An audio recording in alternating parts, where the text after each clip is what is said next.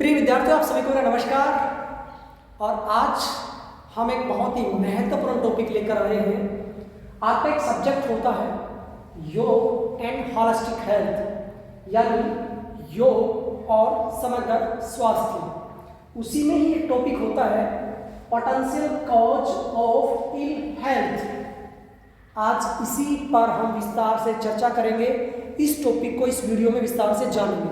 तो देखिए, बहुत ही कॉमन टॉपिक है ये। आपके बीए बीएससी योग में, डिप्लोमा योग में, सर्टिफिकेट योग में, एमए एमएससी योग में, नेट और वाईसीपी के जितने भी लेवल हैं, सभी तरह के योग संबंधित जो एग्जाम है, परीक्षाएं जो होती हैं, उनमें जरूर कहीं ना कहीं ये क्वेश्चंस आते हैं। तो देखिए, आपका टॉपिक ये है potential cause of ill health. तो देखिए, इल हेल्थ का मतलब क्या होता है? इल हेल्थ का मतलब, इल का मतलब बीमार होता है, हेल्थ का मतलब स्वस्थ होता है।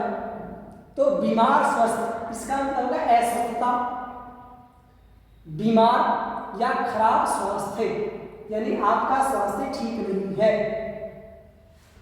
पोटेंशियल का मतलब होता है संभावित, मतलब किसी भी बीमारी के संभावित कॉजेज का मतलब होता है वजह, कारण, कि किसी भी बीमारी के संभावित कारण क्या हो सकते हैं। ठीक है, किसी भी बीमारी के संभावित कारण क्या हो सकते हैं, क्योंकि हर रोग का कोई ना कोई कारण होता है। आपने भजन भी सुना होगा, कोई कारण होगा, कोई कारण होगा, एक झोली में फूल भरे हैं, एक झोली में कांटे, कोई कारण होगा, कोई कारण होगा। तो इसी तरह से हर बीमारी का कोई ना कोई संभावित कारण अवश्य होता है। तो देखिए, आपका जो विषय है और आपकी जो यूनिट है, उसमें ये 10 रीजंस बताए हैं, 10 कारण बताए हैं। इनको ही हम विस्तार से जानेंगे और इनका किससे संबंध है वो भी हम जानेंगे। तो देखिए, इसमें आपका एक सत्यान है, एक संशय है, एक प्रमाद है, एक आलस्य है, अविरति, दुख, दौर्मनस्य, भ्रांति दर्शन, अनवद्भूमित्व और अनवस्थितत्व। ये 10 कारण यहां पर दिए गए हैं, जिनका वर्णन कहाँ मिलता है? एक योग की बहुत ही महत्वपूर्ण पुस्तक है, योग दर्शन या योग सूत्र कहते हैं, जिसके रचयिता महर्षि पतंजलि जी हैं, और उसी की व्याख्या डॉक्टर सौम्यवीर आर्य जी ने की है इस पुस्तक में। बहुत अच्छी पुस्तक है, भारत की सर्वाधिक प्रसिद्ध पुस्तकों में ये शामिल है। इसी में ही जो 4 चैप्टर दिए हुए हैं, 4 पाद दिए हैं या 4 अध्याय दिए हैं, इन्हीं में पहला जो समाधि पाद है, यानी समाधि नाम से पहला जो चैप्टर है, अध्याय है, उसी में एक श्लोक आता है और उस श्लोक में इन्हें क्या बताया है, या एक सूत्र आता है, एक सूत्र में क्या बताया है, इन्हें चित्त विक्षेप कहा है, या योग अंतराय कहा है, या योग मार्ग के विघ्न कहा है, या योग मार्ग की रुकावटें, बाधाएं, ऑब्स्टेकल्स पहले अध्याय के 30वें सूत्र में कहा गया है। तो ये सूत्र क्या है? व्याधि सत्यान संशय प्रमा, आलस्य अविरति भ्रांति दर्शन, अलबद भूमि कतवा, नवैसथितानि चित्त विक्षेपास्ते अंतराय। यानी चित्त को भ्रमित करने वाले, चित्त को भटकाने वाले 9 अंतराय बताए गए हैं, जिन्हें विक्षेप कहा है, जो चित्त को छिन्न भिन्न करते हैं, अव्यवस्थित करते हैं, है ना। जब आप किसी अच्छे रास्ते पे चलते हैं तो आपको भी बहुत लोग ऐसे मिलते हैं कि जो आपको रास्ते से भटाते हैं, भटकाते हैं, मुद्दे से भटकाते हैं। तो आपका जो लक्ष्य है मोक्ष प्राप्ति है, समाधि प्राप्ति है, उसमें ये 9 चीजें हैं जो हमें भटकाती है। ठीक है, इसके अलावा 5 और बताए हैं अगले सूत्र में, वो हम बाद में जानेंगे। ये सूत्र आप देख पा रहे हैं ना, दुख दोर्मन से में जयते श्वास प्रश्वास, ये हम बाद में चर्चा करेंगे, तो पहले ये जान लेते हैं। तो देखिए सबसे पहला क्या है, व्याधि। क्या है? व्याधि। व्याधि का मतलब क्या होता है? रोग होता है, डिसीज होता है, बीमारी होता है। तो रोग आपको शारीरिक भी हो सकते हैं, मानसिक भी हो सकते हैं। शारीरिक यानी फिजिकल डिसऑर्डर हो सकती है, फिजिकल डिजीज हो सकती है। मेंटल तो मेंटल डिसऑर्डर हो सकती है, मानसिक रोग हो सकते हैं, जिसे आदि और व्याधि कहा जाता है। आदि का मतलब मानसिक रोग, व्याधि का मतलब शारीरिक रोग, और कई बार दोनों साथ भी हो जाते हैं। तो उन्हें आदि व्याधि यानी साइकोसोमेटिक अंग्रेजी में कहते हैं, या मनोदैहिक या मनोकायिक रोग कहते हैं, जिसका वर्णन योग वशिष्ठ में मिलता है। महर्षि वशिष्ठ भगवान श्री राम को आदि व्याधि के बारे में बताते हैं, तो उसका अलग से वीडियो हम बना चुके हैं आदि व्याधि के बारे में, आप वो भी सुन लेना। तो देखिए व्याधि का हमने आपको बता दिया, आपका हालांकि इसमें टॉपिक नहीं है, ठीक है ना, ये 10 के 10 टॉपिक इनमें से हैं और 2 टॉपिक इनमें से, ठीक है, यानी ये मेन विघन है, ये उप विघन है। तो 2 टॉपिक आपके इसमें मिलते हैं, बाकी टॉपिक आपके इसमें मिलते हैं। दूसरा है सत्यान। सत्यान देखिए सबसे पहला है, यहां पर लिखा गया ना सत्यान। तो सत्यान का मतलब क्या होता है? अकर्मण्यता, यानी काम से मन चुराना, काम से जी चुराना, उत्साह की कमी होना। सत्यान का मतलब अकर्मण्यता, और अकर्मण्यता का मतलब जो भी आप काम कर रहे हैं वो मन लगा के नहीं कर रहे हैं, दिल से नहीं कर रहे हैं, आप निरुत्साह हैं, यानी आपके अंदर कोई उत्साह नहीं है, आप काम को अटैच होकर नहीं कर रहे हैं, तो उसे ही अकर्मण्यता कहा है। ठीक है, काम से जी चुराना, उत्साह की कमी। जैसे कई बार नहीं कहते पेरेंट्स कि बेटा ध्यान से पढ़ ले, पढ़ाई से जी मत चुरा। तो कई बार होता है ना कि बच्चा किताब खोल के तो बैठा है, लेकिन बस देख इधर उधर रहा है या ध्यान कहीं और है। तो इसलिए सत्यान जो है ये भी चित्त को भ्रमित करता है, विचलित करता है। अगर आपका योग करने का मन ही नहीं करेगा तो सफलता कैसे मिलेगी, है ना?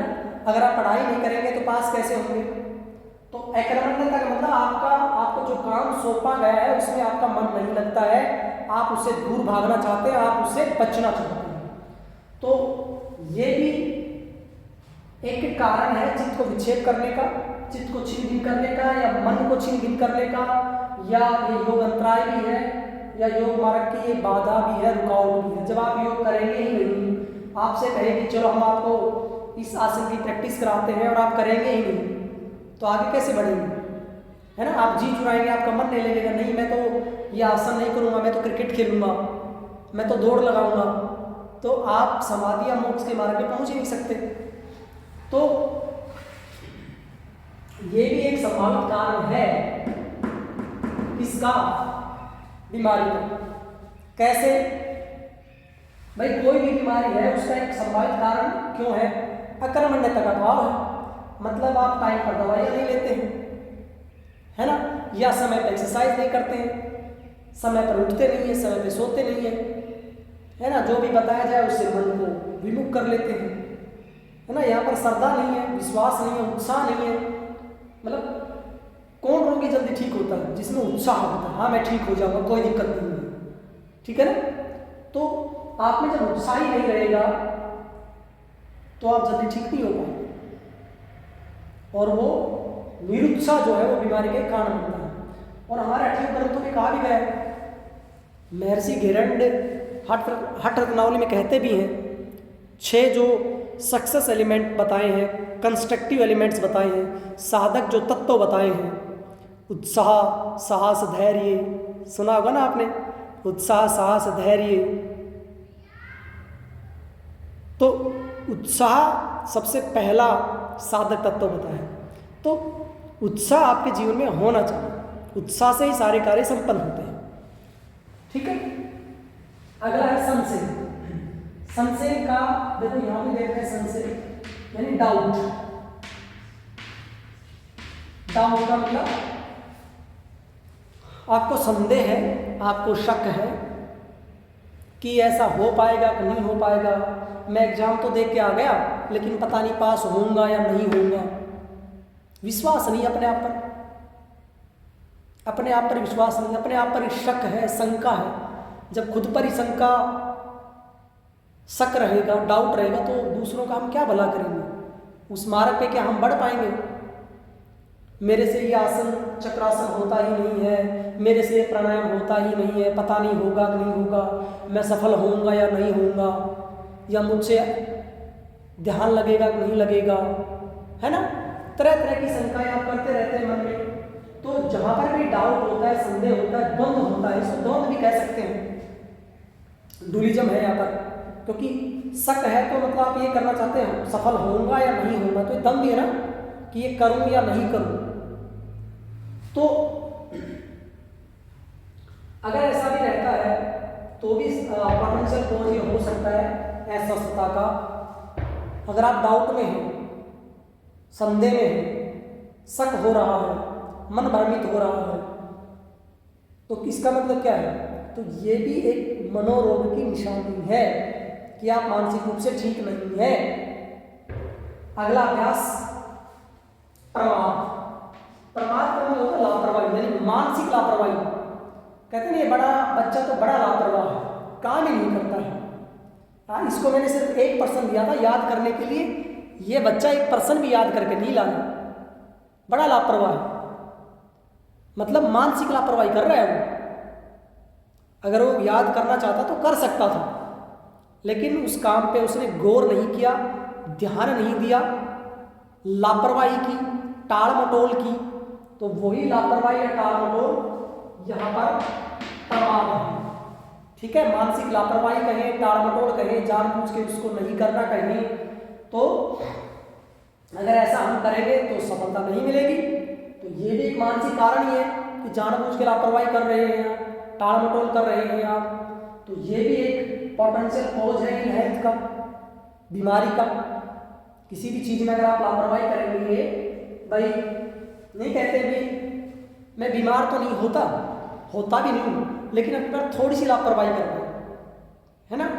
मैं सुबह है ना सोचा कि क्या स्वेटर पहनूंगा या कोई ऐसा कोट पहनूंगा, सुबह वॉक करने जाना था, लेकिन मैं लापरवाही कर गया, मैंने पहना नहीं, तो उस वजह से मैं बीमार हो गया। ठीक है, तो होता नहीं। अगला आलस्य। तो देखिए प्रमाद के बाद यहाँ पर एक प्रमाद भी दिया है, फिर ये आलस्य भी है 4 नंबर में। तो आलस्य का मतलब क्या है? सुस्त स्वभाव, निद्रा और तंद्रा या तमोगुण। ठीक है, तो आलसी व्यक्ति होता है ना, कहते हैं ना बड़ा आलसी व्यक्ति। कोई वैसे जैसे आ रहा क्लास में लेट आ रहा है, सर आज सुबह आंखें नहीं खुली, मैं लेट हो गया, तो आलसी बच्चा है, उबासी लेता रहता ऐसे। तो क्योंकि उसमें तमोगुण बढ़ा हुआ है, तामसिक प्रवृत्ति उसकी हो रखी है, तंद्रा है उसको, मतलब कहते हैं घेड़ सा चढ़ा रहता है, नींद में रहता है। कई बार टीचर पढ़ाता रहता है, बच्चा उबासी लेता रहता है, सोता रहता है, सर नींद आ रही है। क्यों भाई, रात को कहाँ गए थे? नहीं सर मैं तो पूरी रात सोया था, फिर भी नींद आ रही है। तो ऐसे बच्चे मिल जाएंगे आपको। तो जब हम योग कराएंगे, सर जी मन नहीं कर रहा, नींद आ रही है तो ये जो आलस्य है ना, ये भी एक बीमारी का कारण हो सकता है, संभावित कारण हो सकता है। योग मार्ग में तो बाधा है ही। अगर मैं आपको 4 बजे उठाऊंगा फिर भी आपकी नींद नहीं खुलती है, आलस्य है, थकान है, फिर आपको योग का कोई फायदा नहीं मिलने वाला है। ठीक, तो ये फिजिकली कह सकते हैं, शारीरिक रूप से ये लापरवाही प्रमाद जो है मानसिक रूप से कह सकते हैं। अगला एविरति। एविरति का मतलब वैराग्य का अभाव। ठीक है। अविरति, रति का मतलब होता है जैसे लगाव, कहते हैं रति, रमणा, उसमें लगाव है आपका, अटैचमेंट। और अविरति का मतलब वैराग्य नहीं है, मतलब वैराग्य का अभाव है, ठीक है। राग का मतलब क्या होता है, मतलब राग होना, वैराग्य का अभाव का मतलब आपको वैराग्य नहीं हुआ है, वैराग्य का अभाव है, मतलब आप इन चीजों से जुड़े हुए हैं, अटैच्ड हैं। आप ध्यान साधना में बैठेंगे तो फिर एकदम से बारिश आ जाती है, अरे मेरे तो बाइक या गाड़ी बाहर खड़ी है, मुझे तो भीतर करना था, मेरे कपड़े तो बाहर सूख रहे हैं, क्योंकि अभी भी भौतिक चीजों में आप उलझे हुए हैं। तो कभी भी राग रहता है भौतिक चीजों के प्रति तो आप साधना नहीं कर पाएंगे, ज्यादा अटैच्ड है, यानी चोट आपके बच्चे को लगी है, परेशान आप हो रहे हैं, मतलब अटैच है, तो ये भी एक पोटेंशियल कॉज हो सकता है हेल्थ का। कई बार देखा होगा कि घर में कोई डेथ हो जाती है या किसी को चोट लग जाती है तो व्यक्ति परेशान हो जाता है, दुखी हो जाता है, टेंशन में आ जाता है ना। चोट किसी और को लगी है लेकिन परेशान कोई और हो जाता है, क्यों होता है? क्योंकि उसको उसके प्रति राग है।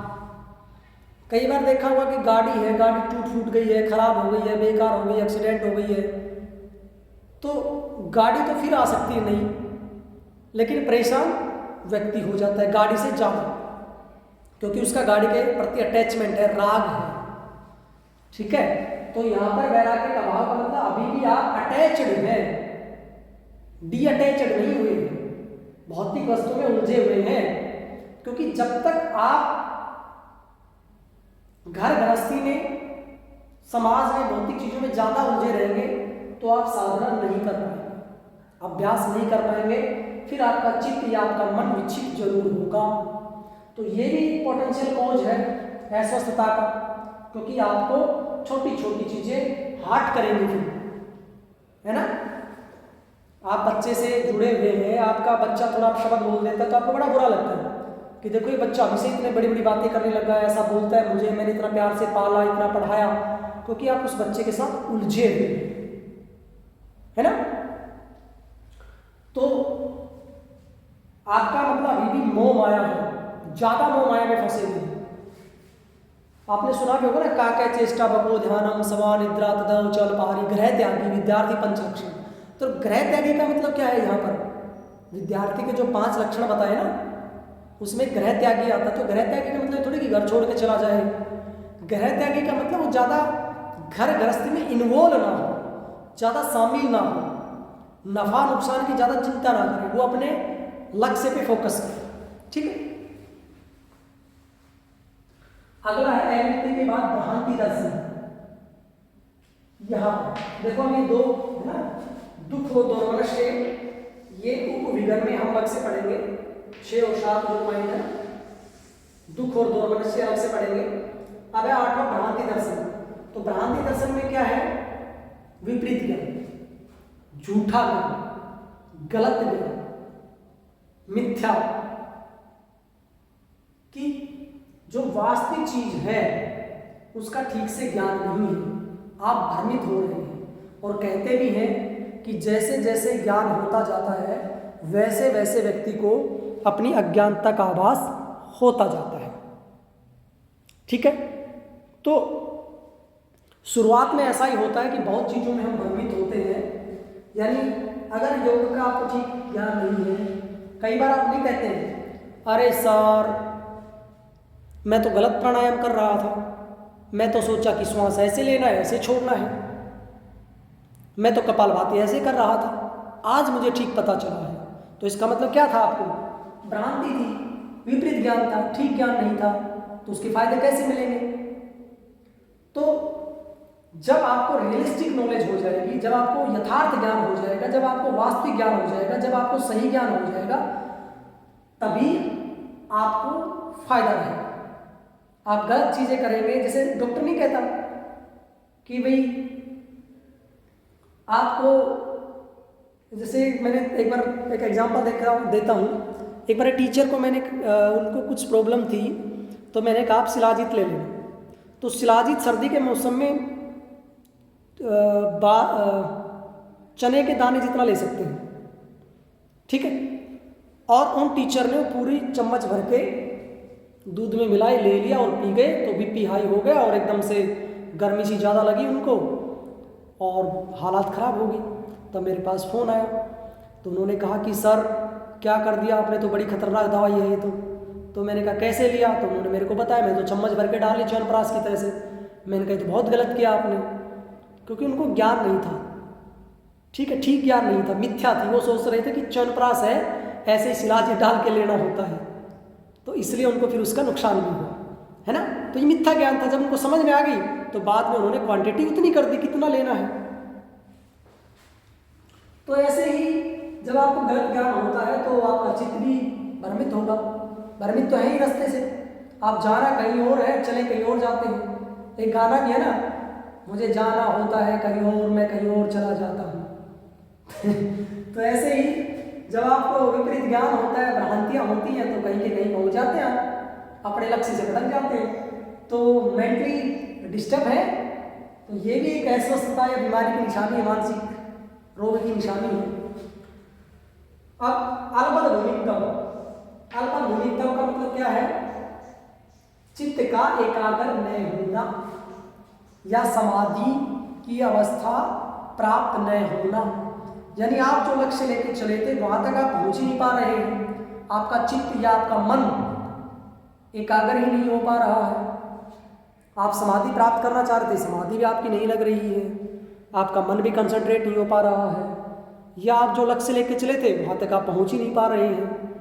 कई बार कहते हैं पता नहीं, मैं तो खूब पढ़ाई कर ली, वहाँ तक चला गया, लेकिन मेन जगह तक नहीं पहुँच पाया, मेरा ये एग्जाम नहीं हो पाता, सब कुछ हो गया है। तो इसका मतलब क्या है? कुछ ना कुछ कमी है। तो उस स्थिति को क्या कहते हैं? अल्पभूमित्व। यानी आपका मन एकाग्र नहीं हो रहा है तो आपको समाधि की प्राप्ति नहीं होगी।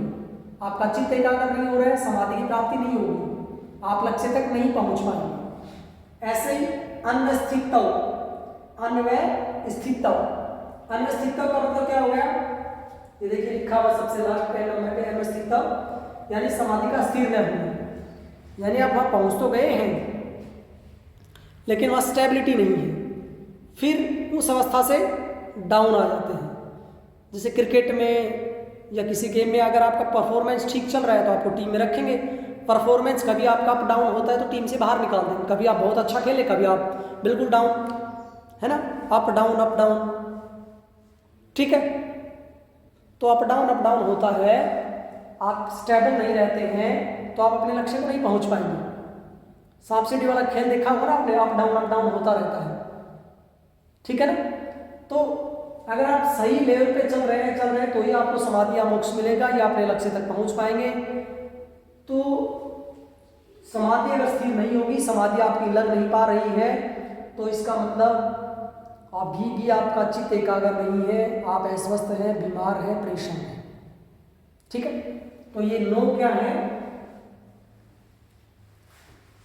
योग अंतराय या चित्त विक्षेप, या योग मार्ग के विघ्न कहें, बाधाएं कहें, ऑब्स्टेकल्स कहें, तो ये 9 है। तो 9 सूत्र में 9 दे रखे हैं, लेकिन सूत्र के अलावा जो पॉइंट दे रखे हैं यहाँ पर 10 में से कितने हैं? 10 में से 8, ठीक है, 10 में से 8, 8, ठीक है। सिर्फ व्याधि नहीं है इसका, लेकिन आपको मैंने बता दिया व्याधि भी। ये 9 चित्त विक्षेप है, योग अंतराय है, इनमें से 8 एज इट इज आपके सिलेबस में।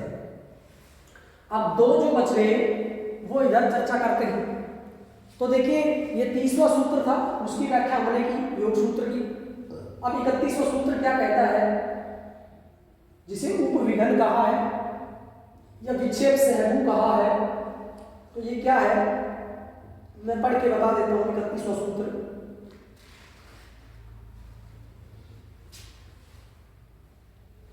आप बोर्ड का स्क्रीनशॉट ले लेना। इसका स्क्रीनशॉट ले लेना अगर आपको ठीक लग रहा है तो।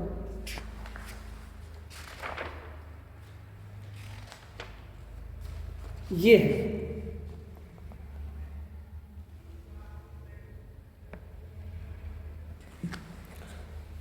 31वां सूत्र है, 5 प्रकार के उपविघन। दुख दोर्मनस से अंग में जेते श्वास प्रश्वास विक्षेप सहबू, इन्हें विक्षेप सहबू भी कहा है। तो ये है विक्षेप सहबू। तो सबसे पहला क्या है? दुख।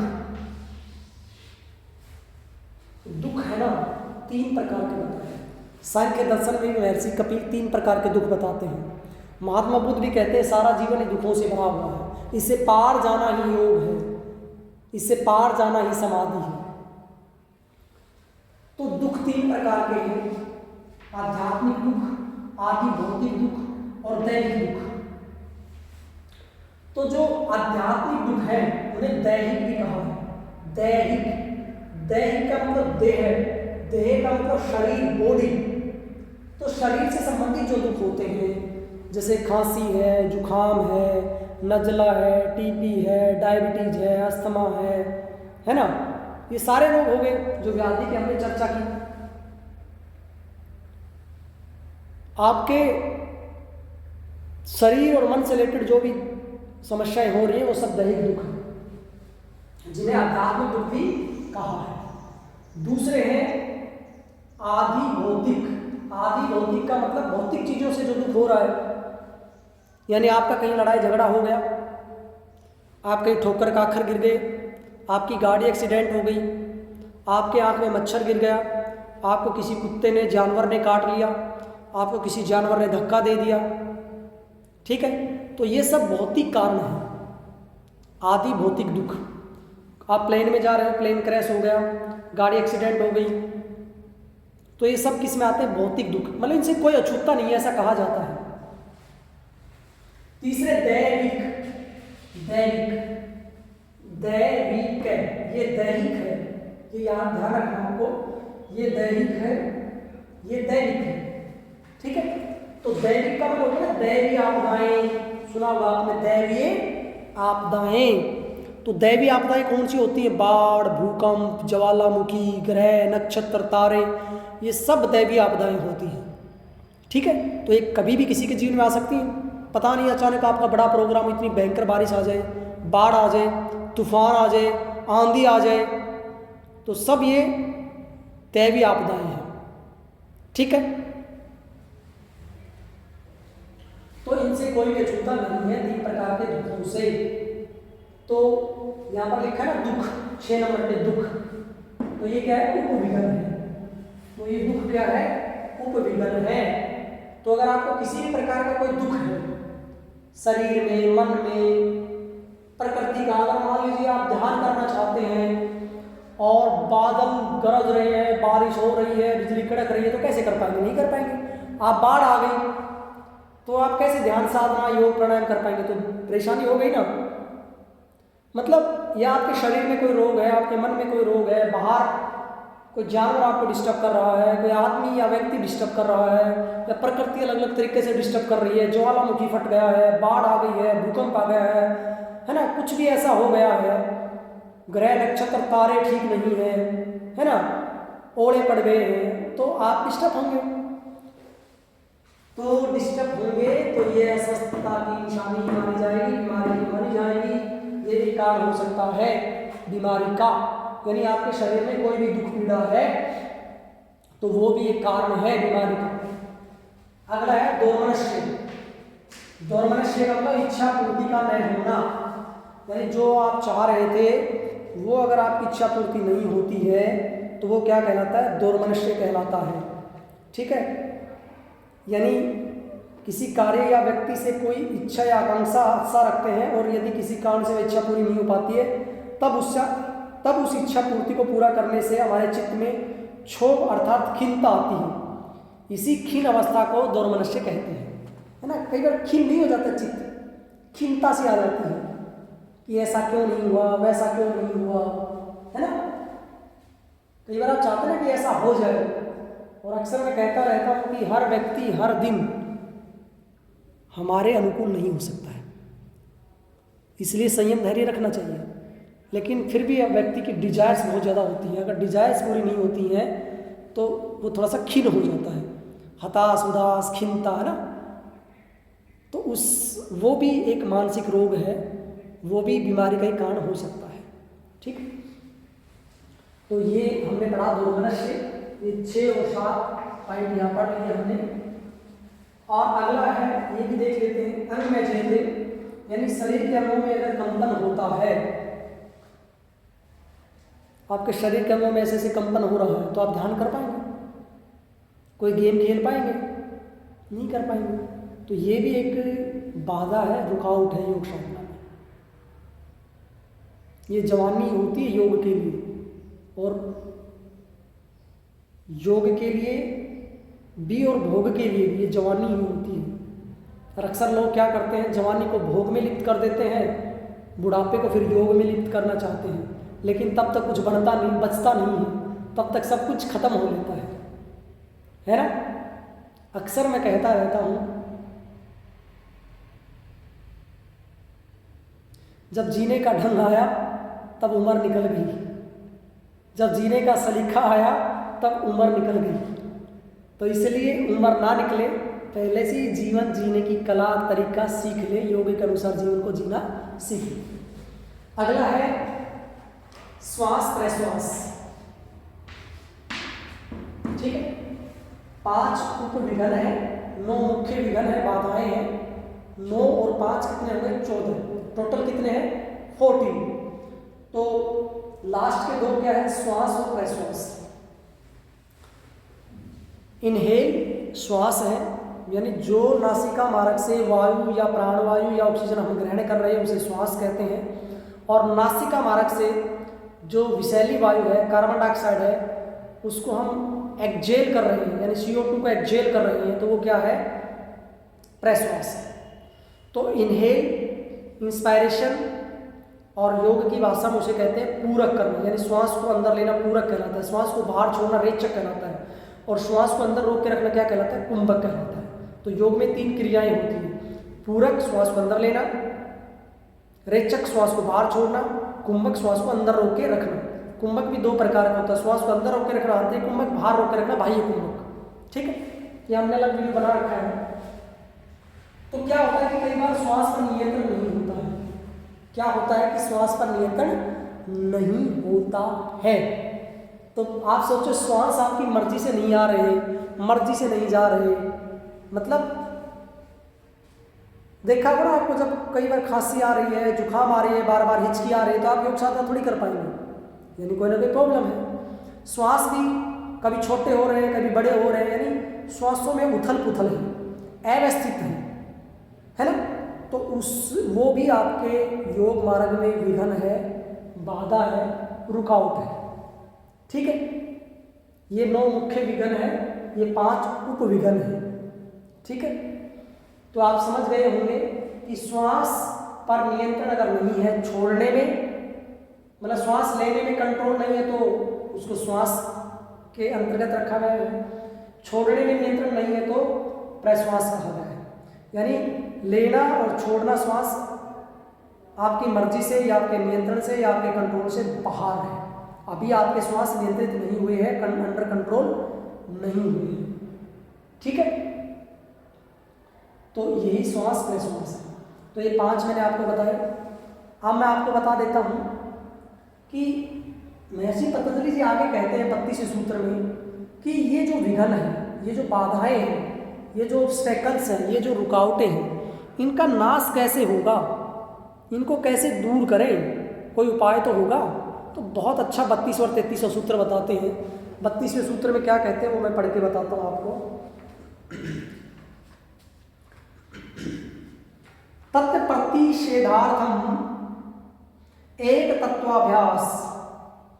तत्व यानी उन विघ्नों को दूर करने का जो उपाय है, या विघ्नों के नाश का जो उपाय है, वो है ईश्वर का चिंतन, यानी ओम का उच्चारण। तस्य वाच्य प्रणम, इससे पहले बताया ना, तस्य वाच्य प्रणम, यानी उस ईश्वर का वाचक जो शब्द है वो ओम है, प्रणव है। तो जब ईश्वर का हम उच्चारण करते हैं, ओम का जब हम उच्चारण करते हैं, तो हमारे जो ये विघ्न है, ये बाधा, ये दूर हो जाती है।